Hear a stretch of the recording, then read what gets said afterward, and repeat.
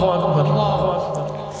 আল্লাহ রাব্বুল আলামিন বলেন, ও দুনিয়ার মানুষেরা, পৃথিবীর মধ্যে আমি আল্লাহ মানুষকে পৃথিবীর মধ্যে সর্বশ্রেষ্ঠ মানুষ হিসাবে ঘোষণা করে দিয়েছি।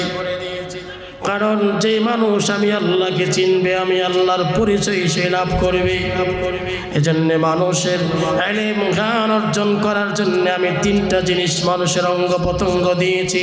প্রথম নম্বর হলো মানুষ দেখে সেটা উপলব্ধি করবে। প্রথম হলো সে দেখবে, তারপরে সে শুনবে, তারপরে সে তার মস্তিষ্কের মধ্যে কাজে লাগাবে। এই তিনটা অঙ্গ প্রত্যঙ্গের মাধ্যমে মানুষ জ্ঞান অর্জন করবে। বলেন সুবহানাল্লাহ। জ্ঞান অর্জন করার জন্য আমি আল্লাহ মানুষকে তিনটা বস্তু দিয়েছি, তিনটা অঙ্গ প্রত্যঙ্গ সৃষ্টি করে দিয়েছি। যে অঙ্গ প্রত্যঙ্গগুলো মানুষের প্রথমে আমি আল্লাহ রেখে দিয়েছি, সবার উপরে রেখে দিয়েছি।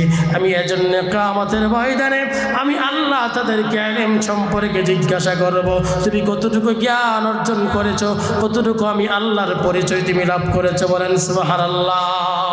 আল্লাহর পরিচয় পাওয়ার জন্য, আল্লাহর জ্ঞান অর্জন করার জন্য আল্লাহ রাব্বুল আলামিন পৃথিবীতে মানব জাতিকে পৃথিবীর সর্বশ্রেষ্ঠ মাখলুক আল্লাহ হিসাবে ঘোষণা